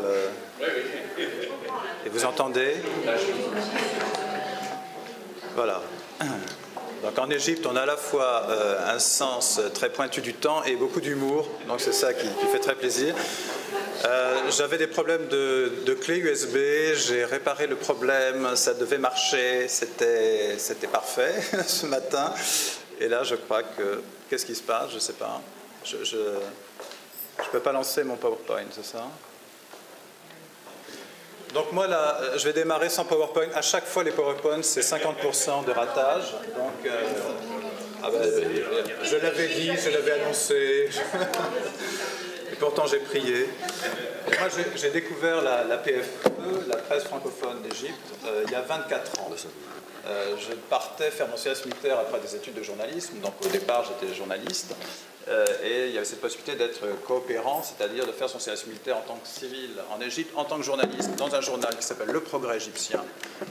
Et je découvrais donc à ce moment-là qu'il y avait des journaux en langue française en Égypte, ce que je n'imaginais pas une seconde. Et j'étais reçu à l'université du Caire par un vieux monsieur qui s'appelait le professeur Khalil Sabat, qui était le fondateur de la faculté de journalisme au Caire, et qui me reçoit en me disant, vous savez, monsieur Gilles, il y a, vous m'entendez, là c'est bon, il y a à peu près 400 titres, donc là il faudra vérifier justement pied à pied avec le projet PFE, mais il y a à peu près 400 titres en langue française depuis Napoléon jusqu'à nos jours. Et alors là je tombais complètement des nues avec des chiffres du genre 9 quotidiens en langue française dans les années 30 entre... Voilà, là maintenant il y a de la sonorisation excessive entre Alexandrie et le Caire. Donc je trouve ça passionnant, je rentre en France et je décide de faire des études de sciences, ce qu'on appelle pompeusement sciences de l'information et de la communication à l'Institut français de presse. Et je me retrouve, merci beaucoup, je me retrouve à faire ces travaux et je me retrouve assez seul. Et donc je vais aborder donc la presse francophone, alors PFM, mondiale ou méditerranéenne, ça c'est ma thèse, presse francophone en Méditerranée. Le titre était, donc je l'ai présenté en 2001, et mes premiers travaux sont en 1994 avec une première publication. Je vais revenir là-dessus pour vous présenter les choses aujourd'hui. Je verrai donc après en quoi les nouvelles technologies peuvent révolutionner un peu ces études en sciences de l'information et de la communication. Et si on a le temps, je parlerai d'un projet qui m'est cher par ailleurs et que certains connaissent déjà. Donc en fait, quand je me retrouve à vouloir faire ces travaux, je me retrouve un peu seul. Et aujourd'hui, je suis ravi de voir qu'avec le projet de la PFE, il y a cette fédération comme ça progressive de tout un tas d'initiatives. Et je pense que les nouvelles technologies ont redonné du dynamisme et de la volonté à une de telles recherches. Parce qu'à l'époque, en 1994, quand on veut faire des études sur la presse, on se retrouve en fait avec des chercheurs français assez peu intéressés par la presse papier et assez peu intéressés par la langue française. Ça fait un peu ringard à l'époque, le français. Et puis la presse papier, on ne l'étudie plus parce qu'il y a eu CNN avec la guerre du Golfe juste avant et on est passionné par les études maintenant sur la télévision satellitaire. On a découvert la chute du mur de Berlin et puis la chute de l'URSS en 1993 et on se demande si les radios transfrontalières, notamment Free Europe, toutes ces choses-là ont eu un rôle pour l'effondrement du communisme. Donc on est intéressé par la télévision satellitaire, la radio transfrontière, on s'intéresse après aux nouvelles technologies et puis aux réseaux sociaux, etc. Et la presse papier n'est pas particulièrement analysée. Alors, j'aurais dû m'appuyer sur un énorme ouvrage, et c'est ce dont le professeur Pierre Albert m'avait parlé. Et Pierre Albert me dit aussi, vous revenez d'Égypte, et bien précisément, nous avions la volonté de faire un gros ouvrage qui était le 6e volume d'une énorme collection qui s'appelle Histoire générale de la presse française. Et donc, il devait y avoir un 6e volume réalisé après des décennies de travail sur la presse francophone, donc la presse de langue française hors de France. Et c'est ce fameux 6e volume qui devait se faire avec des relais dans tous les pays, donc en Grèce, en Turquie et notamment en Égypte. Et celui qui devait faire l'article sur la presse francophone en Égypte n'était rien d'autre que le professeur Khalil Sabat, qui m'avait reçu au Caire et qui est mort depuis. Et en fait, Pierre Albert me disait, il n'y a pas eu les financements pour créer un secrétariat international.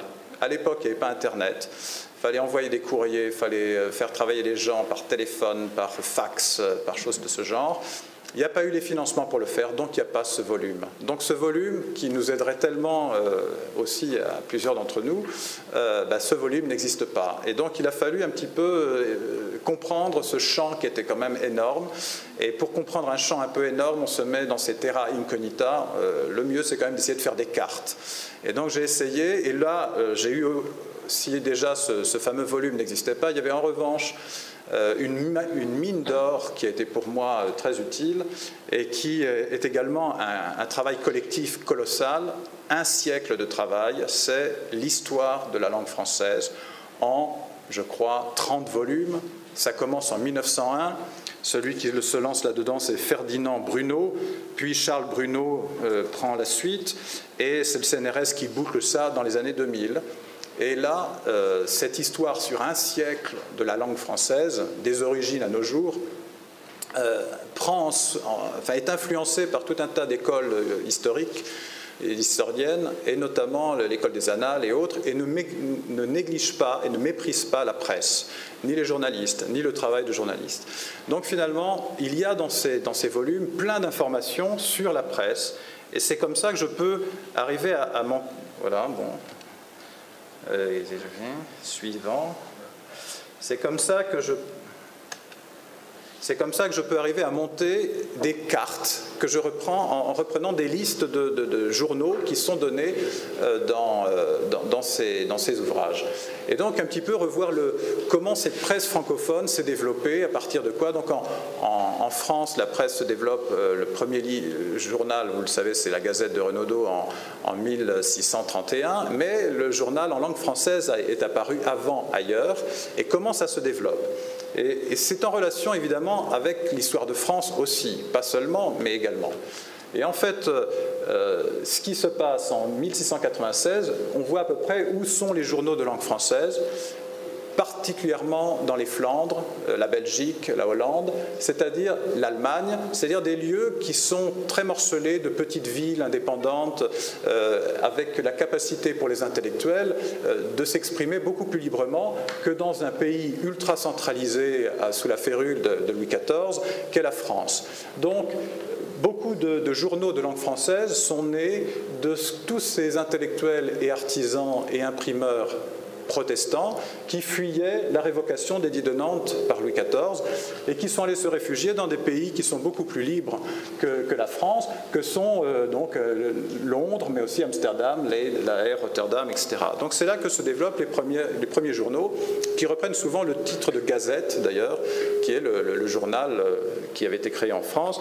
Et Gazette, c'est Gazzetta, c'est-à-dire le nom de la petite pièce de monnaie à Venise que l'on donnait pour acheter des papiers imprimés qui étaient les informations imprimées. Donc Renaudot reprend ce terme de Gazzetta, il en fait un terme français qui désormais est diffusé de manière plus régulière, plus générale. Dans les années, donc là, on passe à la Révolution française. Donc là, c'est les idées françaises qui se diffusent à travers le monde, mais c'est également, il n'y a pas que les idées qui se diffusent, il y a aussi les hommes.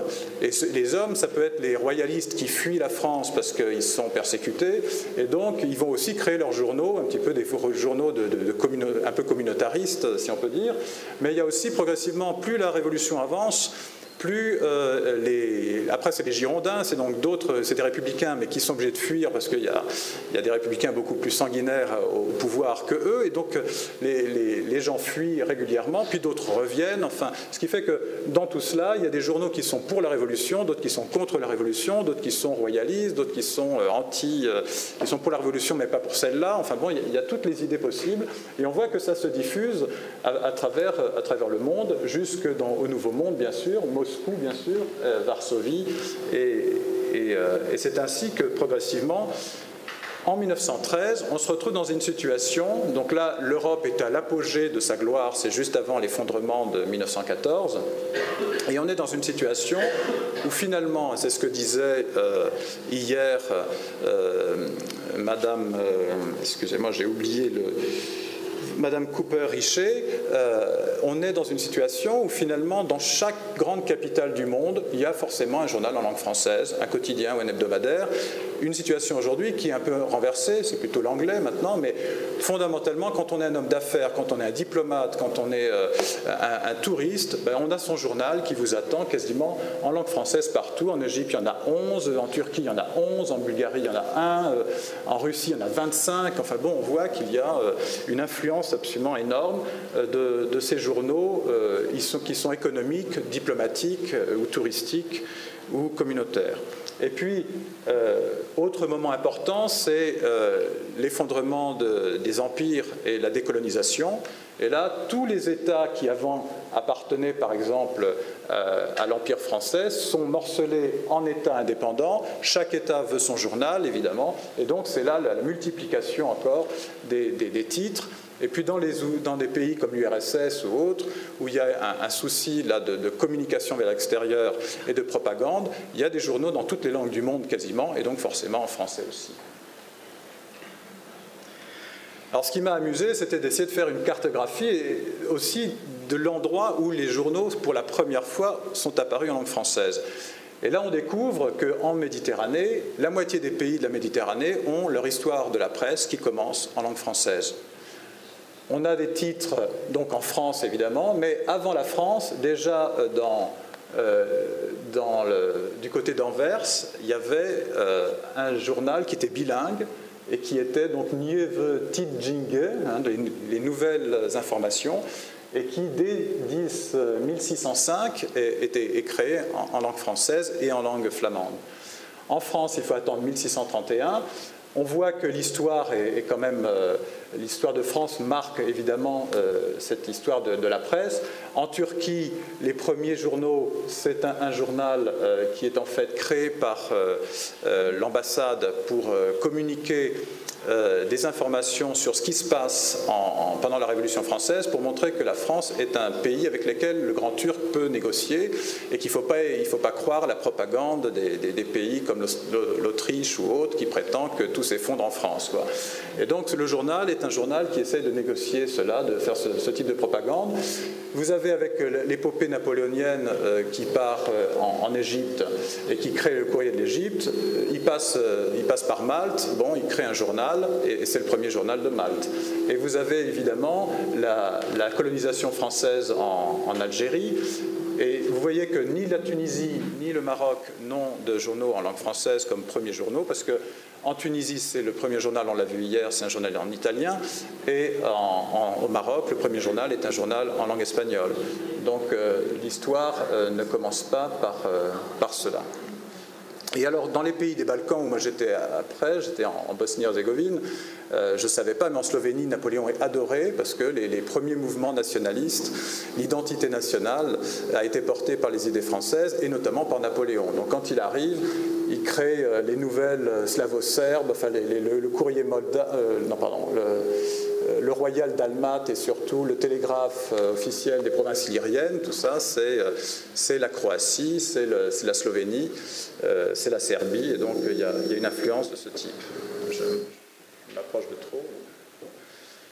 Voilà, donc un autre point commun qu'il y a aussi dans tous ces journaux du monde, puisque je vous disais qu'en 1914 ou 1913, il y a des quotidiens en langue française dans toutes les grandes capitales, ça tient aussi sur le fond au fait que tous ces journaux sont abonnés à l'agence Havas, qui est la première agence de presse au monde. Et M. Havas, qui invente cette idée de récolter, il est abonné à tous les journaux possibles, et puis il fait des petites notes de synthèse à partir des informations, et il revend cela.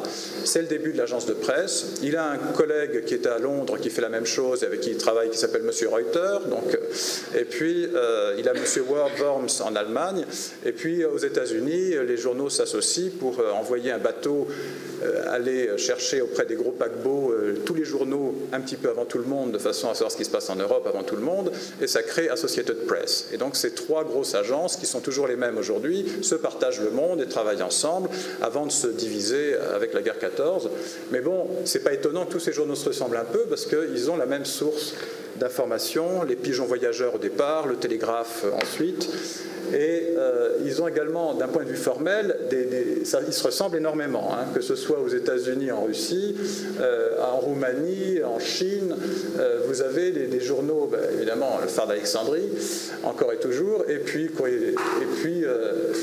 même chose, même présentation d'ailleurs qu'en France, vous avez des cartes postales, donc ça c'est ma collection personnelle, avec des bâtiments emblématiques qui crèvent en fait le journal comme présentation effectivement du titre.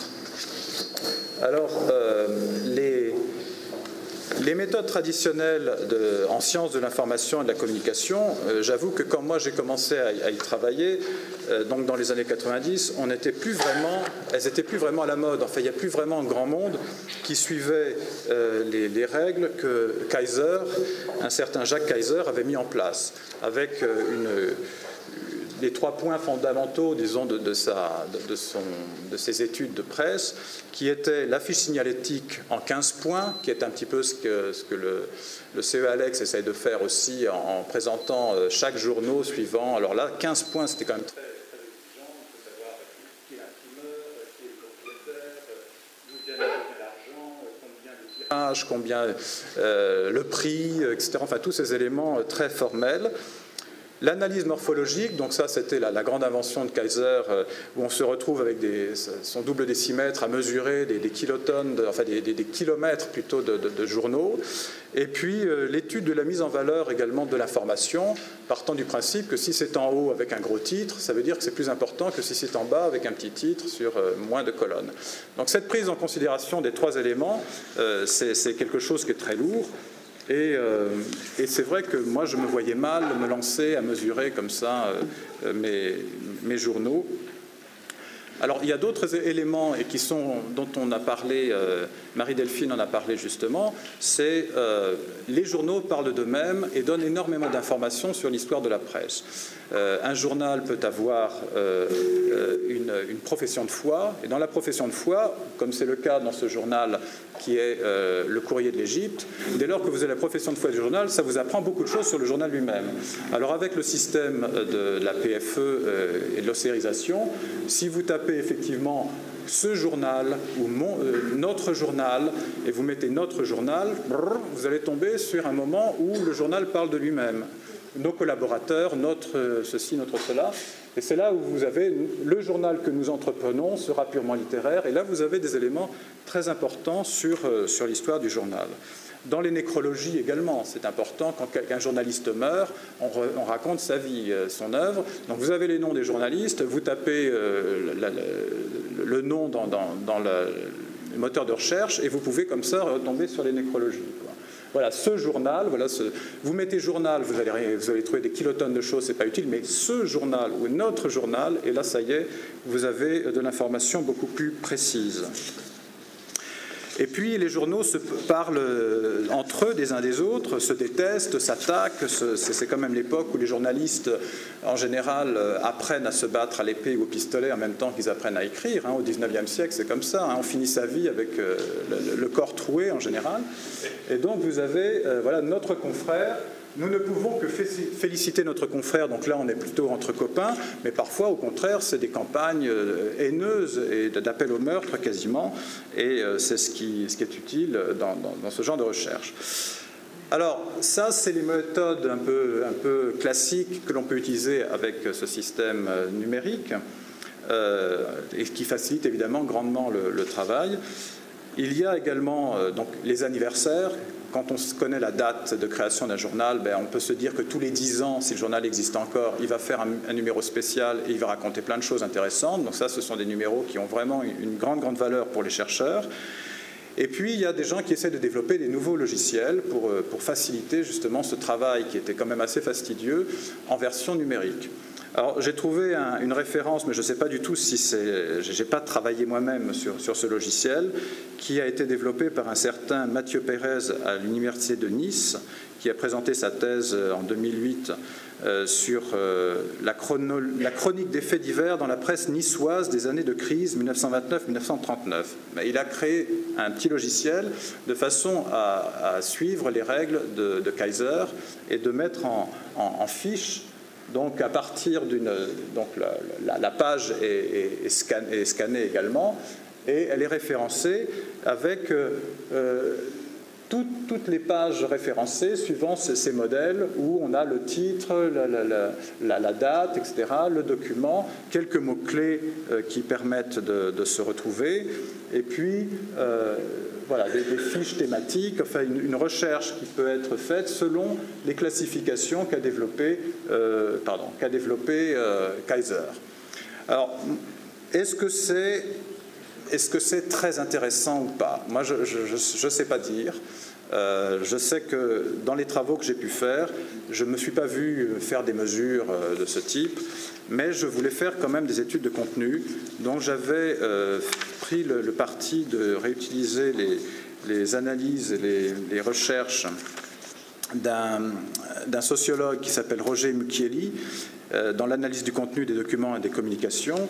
Et j'ai fait ce que lui faisait, c'est-à-dire que j'ai choisi dans ma thèse qui était sur la presse francophone en Méditerranée, et où j'essayais de voir si donc une presse nationale en langue non nationale, pour faire le clin d'œil à Transfo Presse, j'essayais de voir si ces journaux de langue francophone, de langue française en Méditerranée, c'est-à-dire en Algérie, en Tunisie, au Maroc, en Égypte, au Liban et un petit peu en Italie, notamment dans le Val d'Aoste, est-ce qu'ils étaient porteurs de valeurs entre guillemets francophones, et est-ce que les sommets de la francophonie, par exemple, étaient un vrai sujet traité par ces journaux ou pas du tout?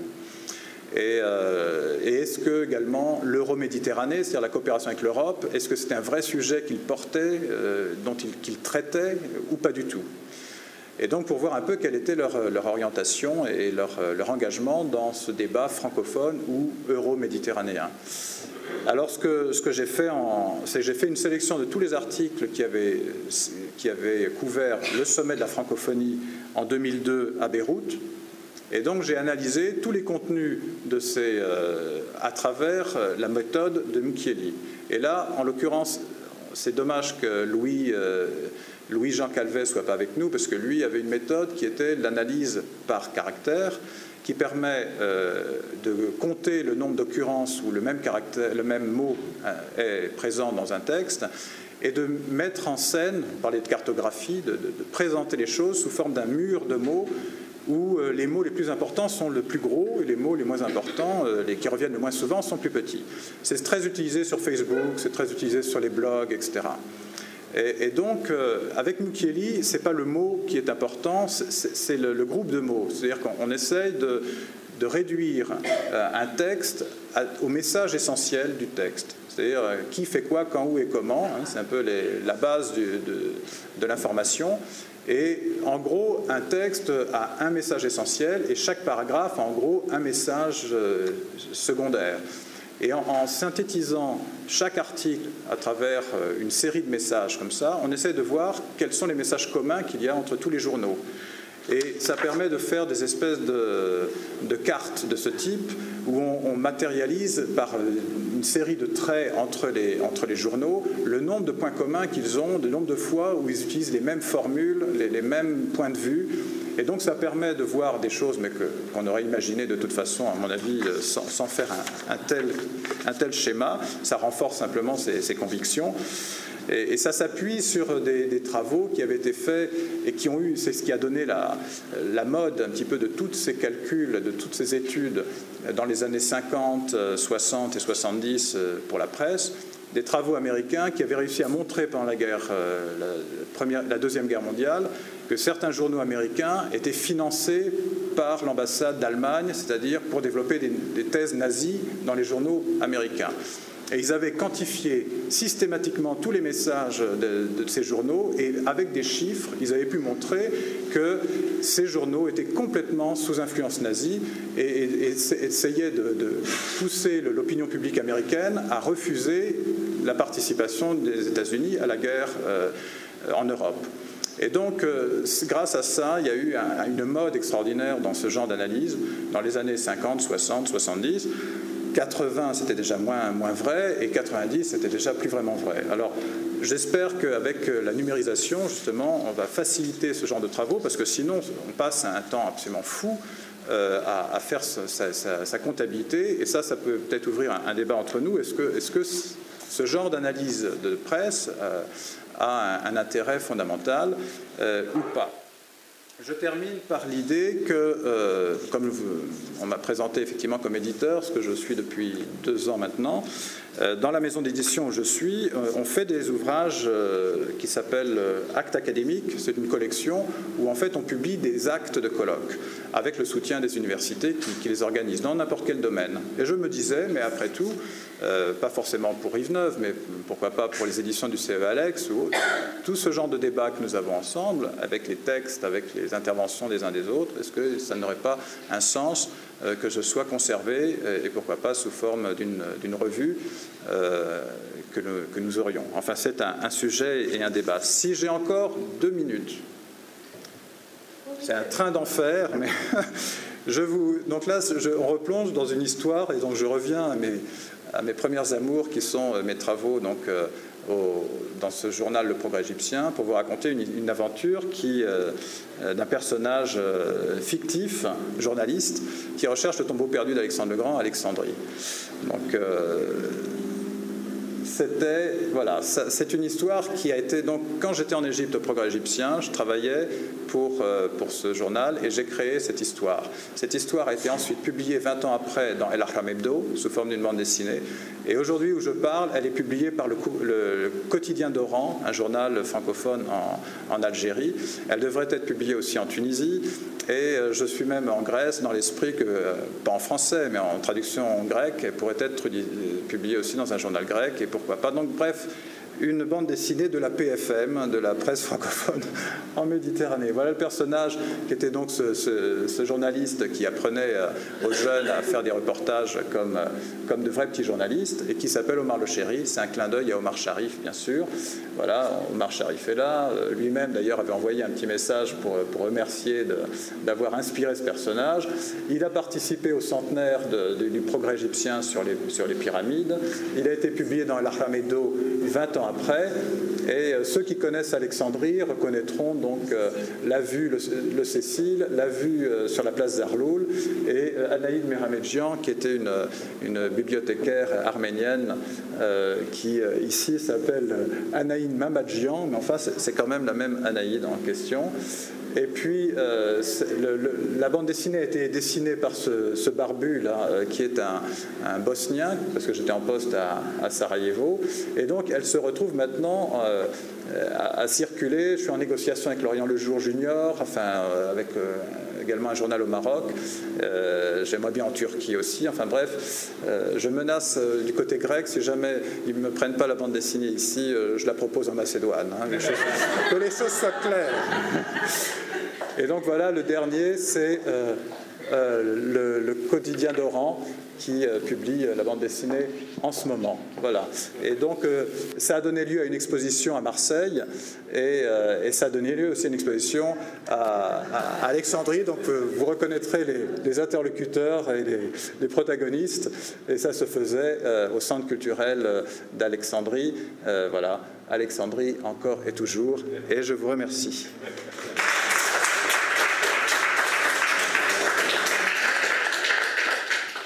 Merci Gilles.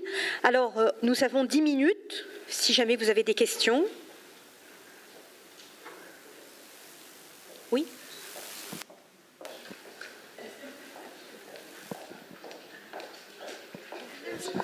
C'est pour demander à Gilles, où est-ce qu'on peut lire ta thèse ?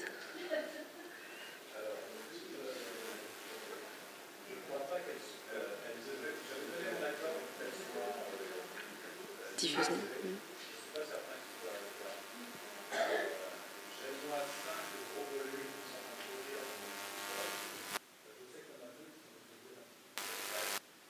D'accord.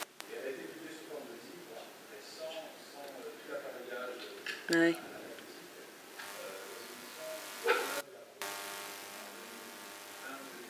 Ouais, mais nous, on veut les annexes et tout.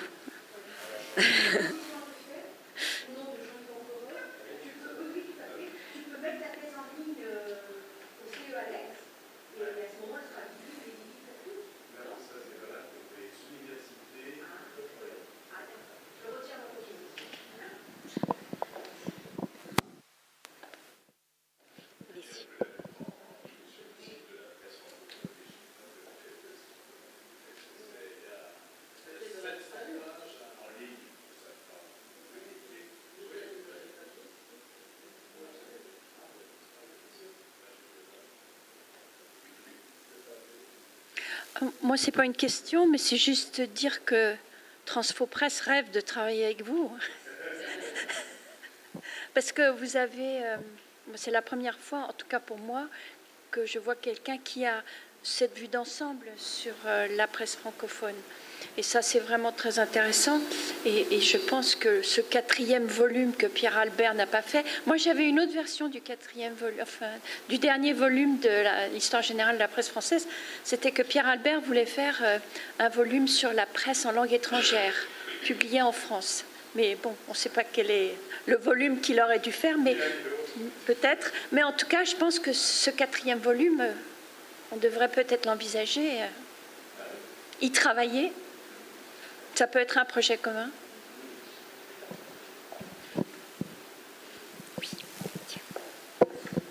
Justement, je voulais juste signaler qu'il y a un dictionnaire des revues littéraires qui va paraître là chez Champion, qui a été dirigé par Bruno Curatolo, et ça va paraître en 2014. Alors, des revues littéraires en français, et Daniel Lançon avait été chargé de mener l'équipe pour, de trouver des gens pour faire des notices sur les revues orientales. Donc on est un certain nombre à avoir fait. Moi j'ai fait l'Égyptienne, j'ai fait la Femme Nouvelle, enfin francophone. Donc il y a aussi le Liban. J'ai pas la liste complète, mais bon, ça va paraître là. Donc je pense pas que ça soit complet, mais bon, c'est déjà un premier.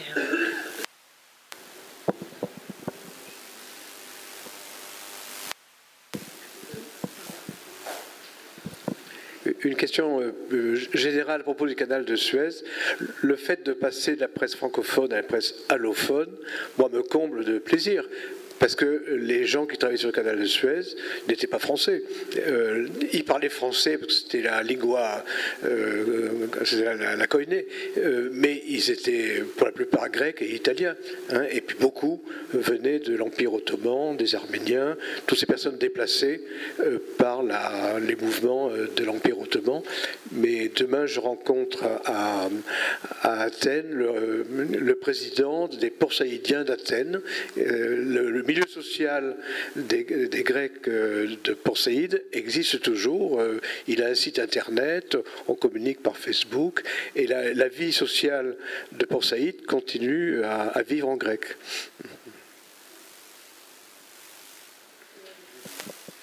Merci beaucoup. Moi, j'ai une question intéressée pour les archives de la compagnie du canal de Suez. C'est de savoir s'il y a des documents concernant les hôpitaux, les consultations. Après tout, on a dit qu'au moment du canal de Suez, il y avait eu un certain nombre d'innovations sanitaires. Il y a eu aussi un certain nombre de débats de fond pour savoir notamment si l'ouverture du canal de Suez allait bouleverser le climat et par conséquent la constitution pathologique du pays. Alors, la réponse est oui. Et vous avez l'inventaire du dépôt sur le site des Archives nationales de France. Et il y a actuellement une exposition en Europe centrale, je ne sais pas très bien où, sur les espèces qui s'appellent les Sepsiana. Il paraît que la confluence entre les poissons qui venaient du sud et les poissons qui venaient du nord a créé des espèces.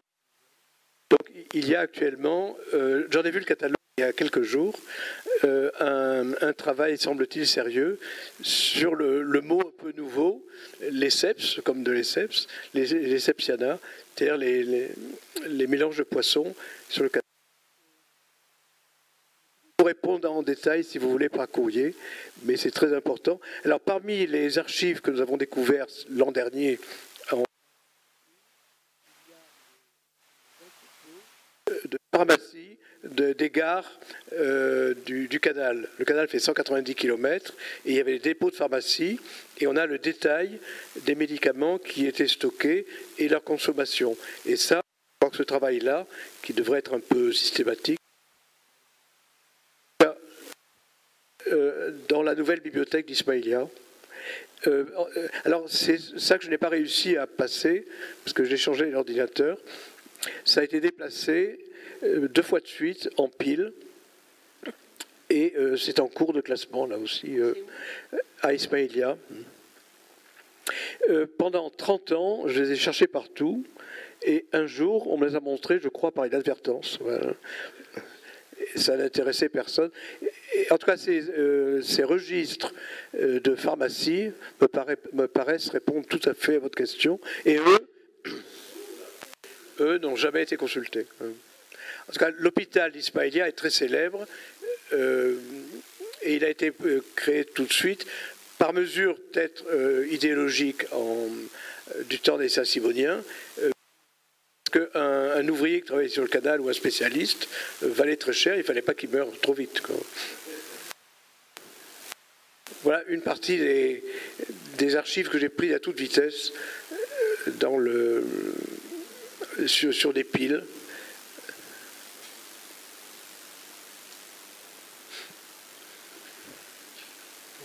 Mais il n'y a pas dans ce fond-là la vision un peu kafkaïenne des documents empilés. Mais le canal a construit une bibliothèque dans laquelle ils ont mis les archives en 1 an et demi, à toute vitesse, sur un terrain énorme. Donc la volonté de faire quelque chose est manifeste. Enfin, il y a des travaux de conservation, restauration, mais qu'ils feront maintenant. Maintenant que c'est identifié. Alors je vous rappelle que le ministre de la Culture et le ministre des Antiquités, pour la première fois, est venu voir tout cela. Et l'actuel ministre de la Culture égyptien est l'ancien directeur du livre et des archives. Donc ils sont très motivés quand même. Vous avez vu qu'on est à des années-lumière de votre travail. Hein. On en est encore à travailler au camion.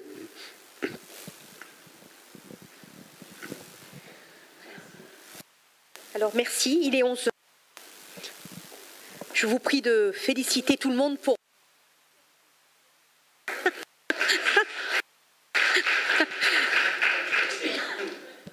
Alors on se revoit à 11h30, c'est ça, hein ?